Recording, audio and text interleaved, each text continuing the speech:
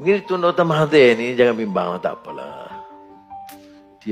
Saya ada bercakap bahawa dia pentadbiran dia ada baik dia juga, tapi masalah kerosakan yang diberikan tu banyak. Sistemnya. Kemudian kalau bila cakap soal Melayu ni malas. Melayu ni tak erti terima kasih, mudah lupa. Semua yang negatif ini. Betul ke budaya Melayu begitu? Saya tu balik Profesor Melayu pun ada. Tak betul. Bangsa mana yang tidak ada yang malas? Semua bangsa ada. Bangsa mana yang mudah lupa? Semua bangsa ada lupa.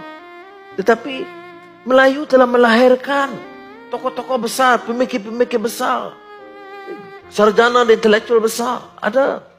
Itu juga orang Cina, baik orang India, Dayak, Kadazan. Tak apalah. Tapi jangan menghina. Ini ada masalah saya sebut tadi tentang masalah budaya pemikiran kolonial. Captive mind. Jose Rizal, siapa Jose Rizal?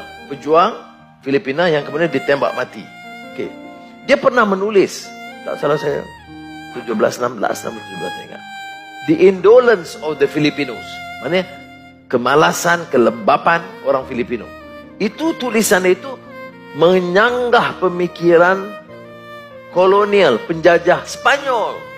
Dia kata bagaimana boleh bangsa ini dikatakan malas, Melayu Filipina, dia boleh ada trading dengan rantau dan dunia. Bagaimana Melayu di Melaka boleh jadi malas? Padahal dia boleh menjadi pusat kosmopolitan dan perdagangan antara bangsa terkenal. Bagaimana boleh kita malas? Dia boleh terjemahkan kitab-kitab dan daripada Al-Aqaid, An-Nasafi sampai karya-karya besar. Nah, ini pemikiran. Yang masalah kita ini pemikiran pimpinan. Jadi itu bagi saya ini soal pola pemikiran percanggahan dengan Tun Mahathir. Walaupun saya tahu media ini dia nak fikir, nak suruh saya gaduh. Saya tak nak gaduh. Tapi jawab, saya jawab. Dia minta bukti, saya akan bagi bukti. No problem. Puas hati,